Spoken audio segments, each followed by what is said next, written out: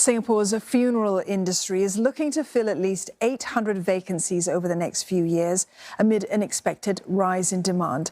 The country's death rate has been climbing steadily with an ageing population, and it's expected to keep rising. But while there's been a surge in local job applicants, industry players say a steady stream of foreign talent is still needed to help shore up services. Clara Lee with this report. This funeral company believes everyone deserves a proper send-off.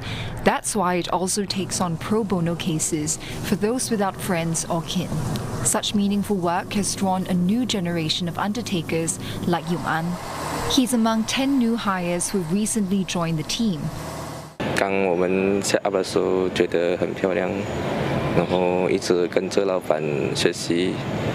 然后就觉得这份工很有意义，然后就很想继续做下去，然后想把它做得更好。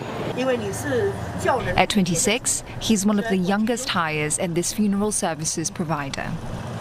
Most of our employees referred by others employees and even the bereaved families because they experience a nice and beautiful memorial service from us, and they feel inspired to join us to help other people. The firm has grown its team by a third over the past few months, but that's barely keeping up with demand as clients have more than tripled over the same duration. Positions especially in short supply include funeral directors and operations crew.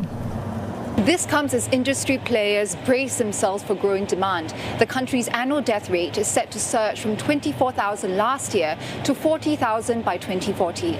That's according to the National Environment Agency, which is the lead planning body for post-death services. The National Environment Agency puts this down to Singapore's ageing population. 1 in 4 people will be over 65 by 2030. Little wonder, funeral parlours are also looking at novel ways to retain talent. These include having more work-from-home arrangements and fewer standby shifts. Work-life balance is one thing, in terms of shift system, proper rostering, 6-day work week, etc. But I think more importantly is to show them that, you really care for them. And through our line of work, we understand the importance of health.